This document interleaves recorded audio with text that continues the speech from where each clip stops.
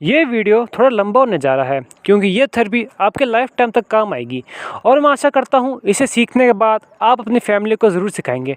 और आपके excitement level को ध्यान में रखते हुए हमने इसमें थोड़ा मिर्च मसाला भी डाला है। दोस्तों, क्या आप जानते हो कि हमारे हाथ में हमारी पूरी बॉडी समाई हुई होती है। यानी अगर हमारी बॉडी में कहीं भी प्रॉब्लम है या किसी ऑर्गन में कोई भी दिक्कत है, तो अगर हम उस ऑर्गन से रिलेटेड पॉइंट अपने हाथ में दबाते हैं तो हमारे हाथ से कुछ ट्रांसमीटर सिग्नल्स निकलते हैं जो हमारे ब्रेन को ट्रिगर करता है, जिसके बाद हमारा ब्रेन उस ऑर्गन पे कुछ एनर्जी सप्लाई करता है हार्मोन्स के ज़रिए और न्यूरोट्रांसमीटर सिग्नल के ज़रिए, ताकि वो ऑर्गन जल्दी से जल्दी सही हो सके और काफ़ी इफ़ेक्टिव हो सके आने वाले समय में। दोस्तों, इस इलाज को हम सुजोग थेरेपी के नाम से जानते हैं। सु यानी हाथ और जो यानी पैर, यानी कैसे आप अपने हाथ और अपने पैर के प्रेशर पॉइंट्स दबा के अपने शरीर की अलग अलग प्रॉब्लम्स को सही कर सकते हैं। दोस्तों, वैसे तो ये काफ़ी सिंपल और बहुत ज़्यादा इफ़ेक्टिव तरीका है अपने बॉडी को स्वस्थ रखने का, लेकिन इसे आधे ज़्यादा लोग मानेंगे नहीं, क्योंकि वो लोग जब तक दिन में 10 से 20 गोली गटक ना ले और 2 से 3 लाख दे ना दे, तब तक उन्हें फील ही नहीं आता है कि उनका इलाज शुरू भी हुआ है। तो ये वीडियो खाली उन्हीं आधे लोगों के लिए है जो दवाइयों से ज़्यादा नेचुरल थेरेपी पे यकीन करते हैं। तो चलिए शुरू करते हैं।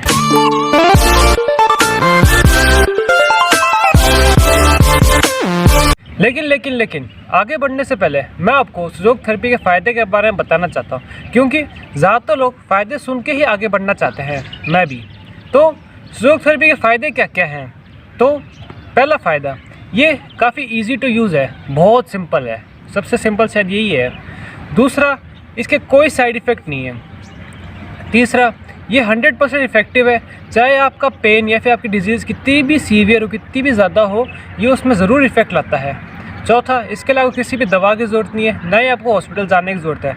और पाँचवा सबसे मेन, इसके अलावा किसी भी डिग्री की ज़रूरत नहीं है। तो दोस्तों, अब हम समझते हैं कि हम हमारे बॉडी को और उसके ऑर्गन्स को अपने हाथ पे कैसे ड्रॉ करें और सुजोग थेरेपी को डे टू डे लाइफ में कैसे यूज़ करें।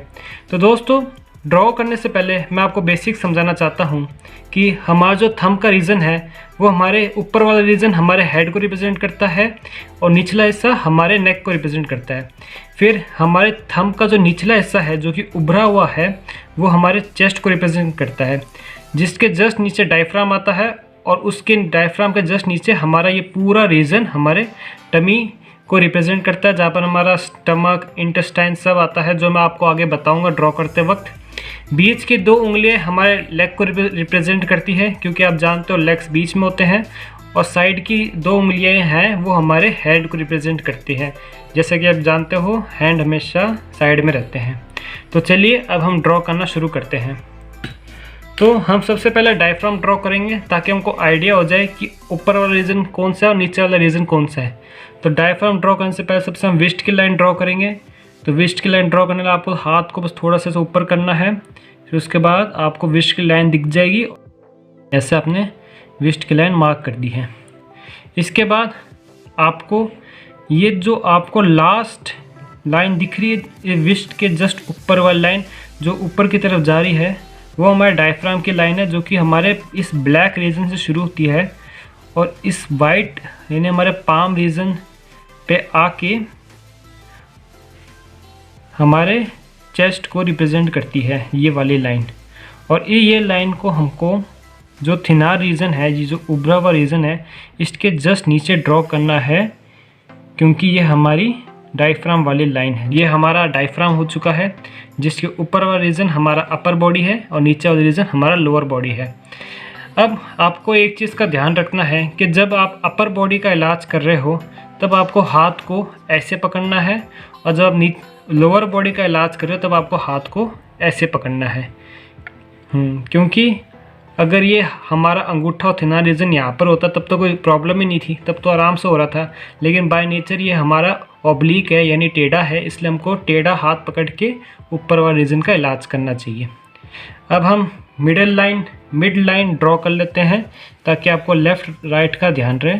तो आपको विस्ट का मिड पॉइंट, दोनों लेग्स का मिड पॉइंट, हमारे अंगूठे का जो टॉप मोस्ट एरिया है उसका मिड पॉइंट और हमारे अंगूठे की लास्ट लाइन है उससे हमें एक बार ड्रॉ करना है और उसका मिड पॉइंट। अब इन चारों मिड पॉइंट को हमें लाइन खींच देनी है, यानी ज्वाइन कर लेना है।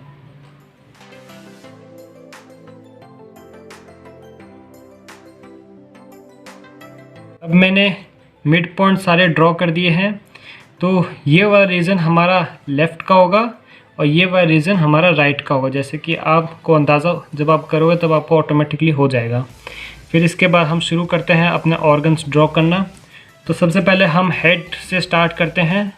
तो सबसे पहले हम नोज़ बनाने के लिए आपको जो थंब की सेकेंड लाइन है उसे मार्क कर देना है। फिर थंब की सेकेंड लाइन और जो अपर मोस्ट का मिड पॉइंट है उनके बीच में जो मिड लाइन है आपको अंदाजे से मार्क करना है और उसे ऐसे लाइन बना देनी है। अब ये जो मिड पॉइंट है यही मिड पॉइंट हमारा नोज़ का मिड पॉइंट है, जिसके साइड में आपको नोज़ बना देनी है ऐसे। थोड़ी बड़ी बन गई, कोई नहीं। फिर इसके बाद हमें आइज़ बनाने के लिए टॉप मोस्ट का मिड पॉइंट और नोज़ वाली लाइन का मिड पॉइंट के बीच में एक और लाइन बनानी पड़ेगी।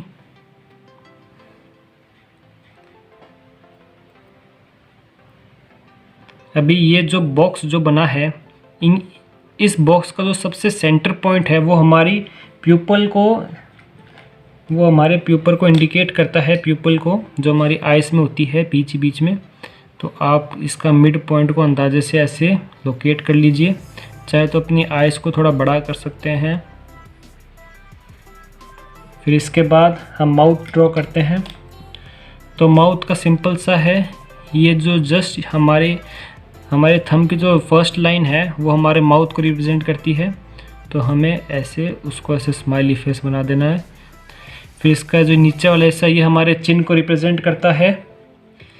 फिर इस लाइन के जस्ट नीचे हमारा नेक रीजन शुरू होता है। तो अभी आप जल्दी से ऐसे नेक बना लीजिए।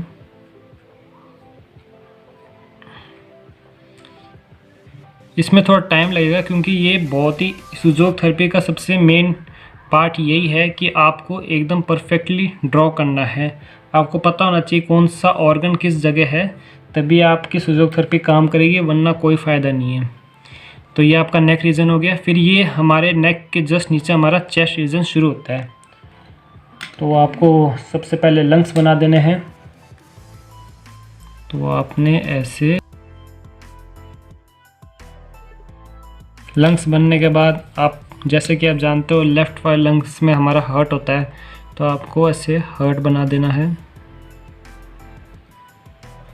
चाहे तो उसे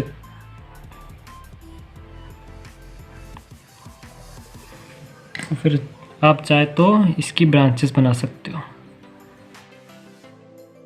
ये हमारा अपर मोस्ट का हो चुका है पूरा, हमारा हेड नेक और चेस्ट का हो चुका है। अब हम आते हैं अपने लोअर पार्ट पे। तो आपको हाथ को थोड़ा सा ऐसे करना पड़ेगा। अभी हम स्टमक से शुरुआत करते हैं। तो स्टमक के लिए हम तो स्टमक हमारा डायफ्राम के जस्ट नीचे से स्टार्ट होता है और वो हमारी लेफ़्ट साइड में होता है। तो आपको इस प्रकार से स्टमक बना देनी है।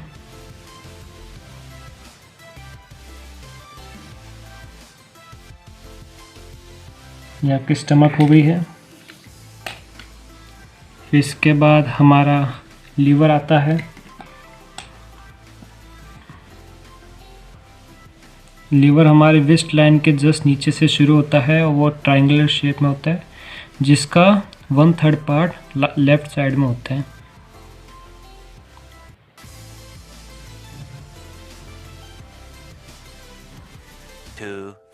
years later. लीवर के जस्ट नीचे हमारा गॉल ब्लैडर आता है, तो हम उससे बना लेंगे। फिर उसके नीचे हमारी पेनक्रियाज आ जाती है।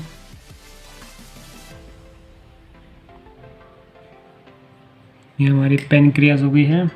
अब हम अपना लार्ज इंटेस्टाइन बनाते हैं। तो सबसे पहले ये आपका अपेंडिक्स हो गया है।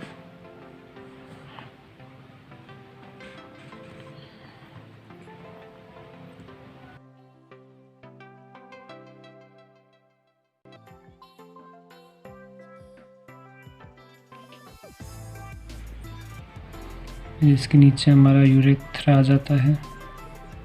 अभी हम बनाते हैं अब स्मॉल इंटेस्टाइन। तो जैसा जानते हो स्टमक के नीचे से ही वो शुरू हो जाती है। फिर जैसे कि मैंने आपको बता रखा है कि बीच के जो 2 उंगलियां होती है वो हमारे पैर को रिप्रेजेंट करती है,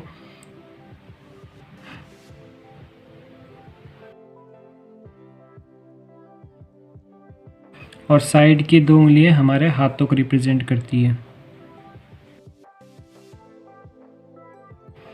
उसके बाद ये लाइन हमारी विस्ट लाइन हो चुकी है। सबसे पहली लाइन हमारी विस्ट लाइन होती है हाथ की और पैरों की एंकल लाइन। सेकंड लाइन जो मिड लाइन होती है हमारे हैंड और पैर की, हैंड वाली जो लाइन होगी वो हमारे एल्बो को रिप्रेजेंट करेगी, चाहे तो आप लिख सकते हो ई। और इसमें हमारे लेग्स को जो मिड लाइन होती है वो हमारे नी को रिप्रेजेंट करती है, तो आप चाहे तो के लिख सकते हो, या फिर ये काफ़ी सिंपल है। और जो अपर मोस्ट लाइन है ये हमारे हैंड्स में, ये हमारे शोल्डर जॉइंट को रिप्रेजेंट करेगी, तो अब इसमें शोल्डर लिख सकते हो। और ये दोनों हमारे हिप जॉइंट को रिप्रेजेंट करते हैं, तो आप चाहे तो लिख सकते हो हिप जॉइंट। तो इसी प्रकार से ये हमारा फ्रंट का हो चुका है। अब हम जानते हैं हमारे बैक का। भाई वीडियो बहुत ज़्यादा लंबी हो रही है, मैं और आधी ऑडियंस बोर हो रही है। ये कोई कॉमेडी शो है? स्केच पेन तो ढंग के यूज़ कर लिया कर भाई, पंखा बंद है, हाथ से पसीना आ रहा है। और वैसे भी लोग स्केच पेन की क्वालिटी देखते आते हैं या कुछ सीखना आते हैं। ओके। तो दोस्तों अब हम जानते हैं कि हमें अपने हाथ के पिछले हिस्से में क्या क्या बनाना है। तो आपके हाथ के पिछले हिस्से में वही पार्ट्स आएंगे जो आपके बॉडी के पीछे रहते हैं, यानी मेनली हमारी बॉडी के पीछे स्पाइन्स की वर्टिब्रेट्स होती है और किडनी होती है मेनली।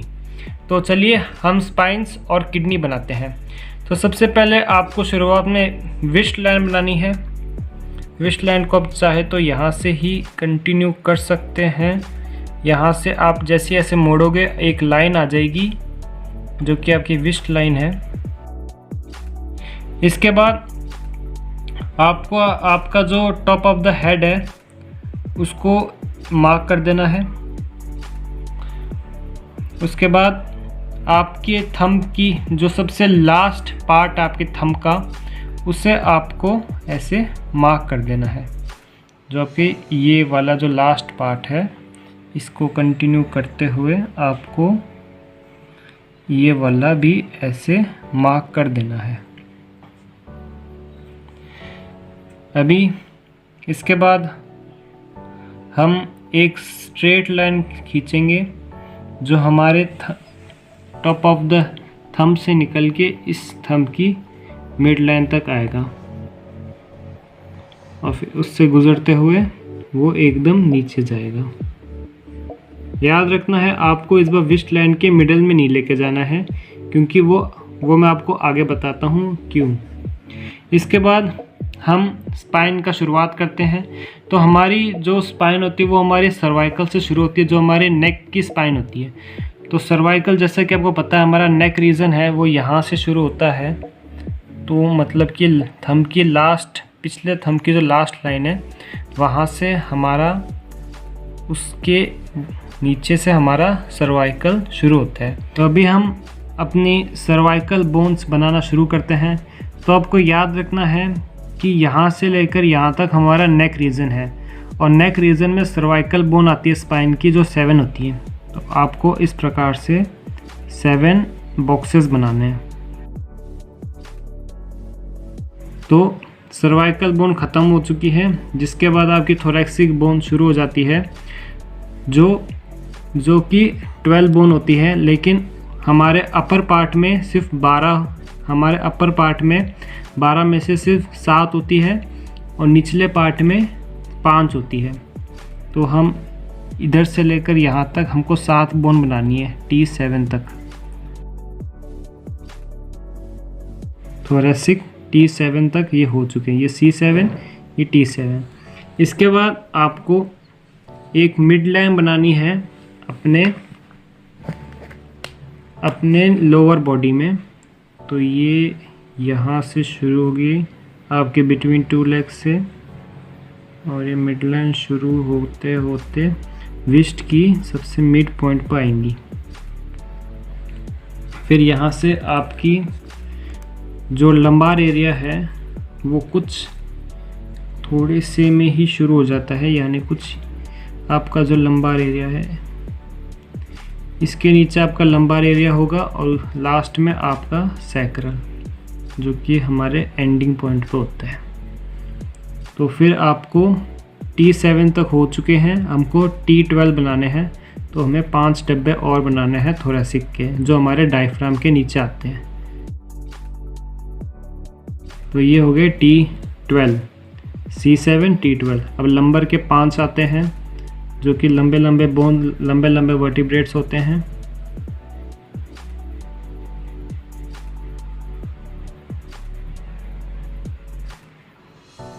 ये हमारा लंबर रीजन आ गए हैं।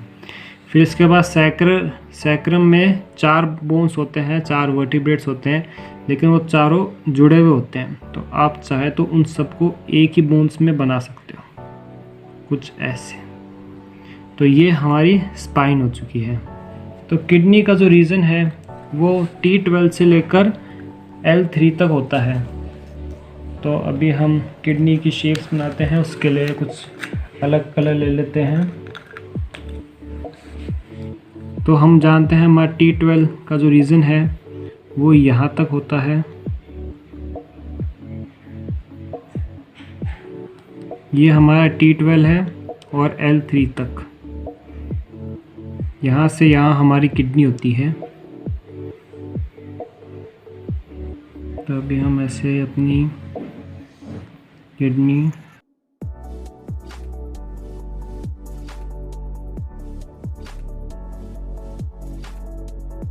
दोस्तों ये हो गया हमारा पिछले हाथ का पार्ट। दोस्तों सुजोग थेरेपी करने के लिए जो हमें मेन चीज़ चाहिए वो है टूल्स। तो अब हम जानते हैं कि हमें कौन कौन से टूल्स चाहिए सुजोग थेरेपी करने के लिए। तो जो सबसे पहला टूल है जो कि मेरा फेवरेट है वो है जिमी। जैसे कि आप फोटो में देख सकते हैं, इसका ये एक मेटल टूल है जिसका एक हैंड बोरोड है और एक हैंड पॉइंटेड है। ये जो पॉइंटेड हैंड है ये काफ़ी यूज़फुल है स्मॉल एरियाज़ को स्टिमुलेट करने के लिए। जैसे कि अगर आपकी आंखों से पानी आ रहा है और अगर आप अपने आइज़ पे ये जिमी टूल का स्टिमुलेशन देते हैं तो ये काफ़ी इफ़ेक्टिव तरीके से आपको एनर्जी सप्लाई करता है। दूसरा जो टूल है वो इसका बड़ा वर्जन है जो कि वुडन में आता है, वुडन जिमी। ये टूल वैसे तो लार्ज एरिया कवर करने के लिए आता है और ये मेनली हमारे फुट को स्टिमुलेशन देने के लिए माना जाता है। हाथ पे इसका बहुत कम इफ़ेक्ट होता है, इसलिए मैं रिकमेंड करूँगा कि आप इसे ले या ना लें, लेकिन मेटल जिमी ज़रूर लें। फिर इसके बाद हम आते हैं अपने इंडियन जुगाड़ू टूल पे, जो कि अब तक शायद काफ़ी लोगों के दिमाग में आ भी चुका है, जो कि है पेंसिल। पेंसिल का एक जो ऊपरा हिस्सा होता है वो थोड़ा बोरोड होता है, और जो नीचे का जो हिस्सा होता है वो पॉइंटेड होता है। अगर वो पॉइंटेड नहीं है तो आप उसे शार्पन कर लीजिए, उसे घीस लीजिए, अपनी बकवासी ड्राइंग बना लीजिए, कुछ भी कर लीजिए, लेकिन उसका एंड है वो पॉइंटेड, राउंड पॉइंटेड होना चाहिए ताकि वो स्टिमुलेशन देने में काम आए। अब हम जानते हैं, जिसका बहुत बेसब्री से इंतज़ार कर रहे हैं कि भैया ट्रीटमेंट कैसे देना है, तो चलिए जानते हैं कि हमें ट्रीटमेंट कैसे देना है। तो दोस्तों अब हम ट्रीटमेंट शुरू करते हैं। तो ट्रीटमेंट शुरू करने से पहले सबसे पहले आपको डायग्नोस करना है कि प्रॉब्लम आखिर शुरू कहाँ से हुई थी। जैसे कि अगर आपके चेस्ट में जलन हो रही है, लेकिन वो जलन आपको एसिडिटी के कारण हो रही है जो कि हमारे स्टमक से शुरू होती है, तो आपको चेस्ट में नहीं देना है, आपको स्टमक वाले रीजन में प्रेशर देना है। तो सबसे पहले हमें स्टमक का रीजन देखना है कौन सा है। तो स्टमक का रीजन हमारे डायफ्राम के जस्ट नीचे होता है, जैसा कि आपको पता है। तो हम स्टमक के रीजन को पहले हम सर्कल में कर लेंगे। ऐसे हमने स्टमक के इस रीजन को हमने सर्कल में कर लिया।